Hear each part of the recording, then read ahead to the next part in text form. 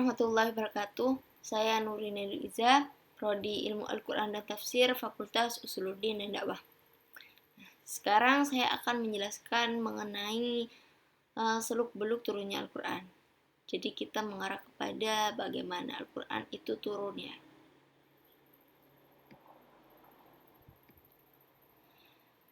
Sebelum itu kita harus memahami terlebih dahulu mengenai pengertian dari nuzulul Quran. Jadi secara bahasa, nuzulul itu nuzul ya, yang memiliki arti turun. Dan Al-Quran sendiri merupakan bacaan atau firman Allah SWT.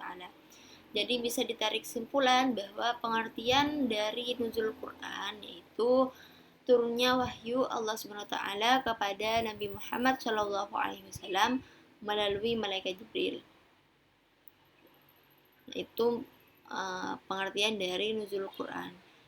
Nah, Al-Quran atau ayat firman Allah ini pertama kali turun dimulai dari Quran surah Al-Alaq ayat 1-5 yang dimana bacaannya dimulai dari bacaan Iqra bismi rabbikal ladzi khalaq dan seterusnya sampai 5 ayat. Itu awal mula ayat yang turun pertama kali. Nah, Al-Quran ini memiliki beberapa fungsi seperti yang telah dijelaskan saya di presentasi sebelumnya. Bahwa diantaranya fungsi Al-Quran yaitu hudan, petunjuk, al-huda, dan al-furqan sebagai pembeda, dan burhan, bukti kebenaran, dan asyifa sebagai penyembuh, dan ar-rahmah sebagai rahmat. Jadi fungsi dari Al-Quran itu bukan hanya sebagai petunjuk saja, tapi banyak sekali manfaatnya atau fungsi lain dari Al-Quran tersebut. Sekarang kepada sejarah turunnya Al-Quran. Tadi dijelaskan bahwa ayat yang pertama kali turun itu Quran surah Al-Alaq ayat 1-5. Nah, bagaimana dengan tahapannya? Jadi Al-Quran itu turun dari Allah Subhanahu wa taala ke Lauhul Mahfuz. Sehingga dari Lauhul Mahfuz tersebut ke Baitul Izzah, langit dunia, pada malam Lailatul Qadar. Itu dijelaskan di Quran surah Al-Qadar dan juga Quran surah Al-Baqarah ayat 185. Di Baitul Izzah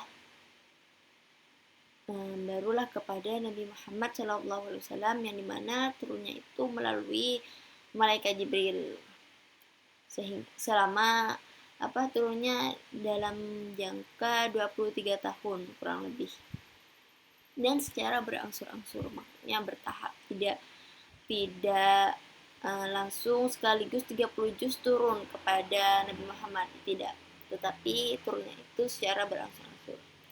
Nah, turunnya Al-Quran ini juga ada dua fase, ada di kota Mekah dan juga ada di kota Madinah.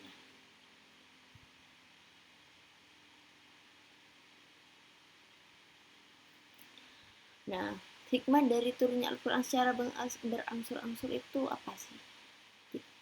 Jadi hikmahnya yang pertama meneguhkan hati Rasulullah SAW. Yang kedua memudahkan hafalan atau penyampaian, memudahkan pemahaman umat Islam, menjelaskan hukum nasikh mansukh, menghibur umat Islam, dan menghapus tradisi jahiliyah secara bertahap. Jadi seperti itu hikmah dari turunnya Al-Quran secara berangsur-angsur.